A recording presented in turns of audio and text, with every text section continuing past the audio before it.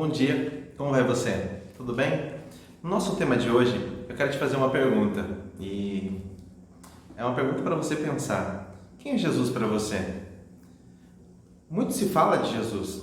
O mundo é dividido entre antes e depois de Jesus. Jesus é o personagem mais conhecido do mundo. Agora, quem é Jesus para você?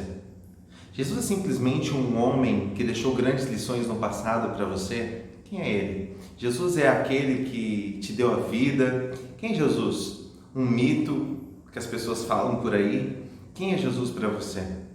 Certa vez, no capítulo 16 de Mateus, Jesus chegou para os discípulos e eles estavam falando a respeito de João Batista, falando a respeito das características dele.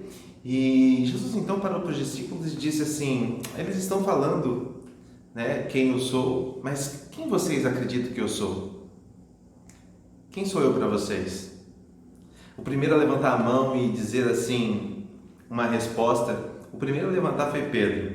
Pedro chegou para Jesus e disse as seguintes palavras. No capítulo 16, versículo 15, diz assim: "E vocês?", perguntou ele, "quem vocês dizem que eu sou?" Simão Pedro respondeu: "Tu és Cristo, o Filho do Deus vivo." Pedro levantou a mão e disse assim: "Não resta dúvida de que você é o Filho de Deus, aquele que vai dar a vida por mim, o Messias prometido, que Deus enviaria para poder nos libertar da escravidão do pecado." Ele não tinha dúvida de quem era Cristo. Jesus ficou muito feliz com a resposta de Pedro e disse: "Olha, não foi você que falou, mas foi Deus que usou você, foi Deus que falou através de você." Logo em seguida, Jesus começa ele prediz a sua morte e ele diz que ele iria morrer. E no momento em que ele diz que iria morrer, Pedro chega para Jesus e fala: "Jesus, para de falar esse tipo de coisa, o senhor não vai morrer, que bobeira, para de falar sobre esse assunto." Naquele momento, Jesus olhou nos olhos de Pedro e disse: "Afasta-se de mim", ou seja, aparta de mim, Satanás, porque você não quer que os planos de Deus se realizem.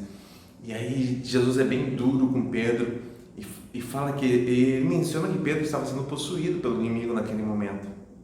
E às vezes, quando a gente olha, a gente só pensa que as pessoas são possuídas pelo inimigo quando elas estão se sacudindo por aí ou estão fora de si. Mas não é assim. O inimigo pode possuir uma pessoa de várias maneiras.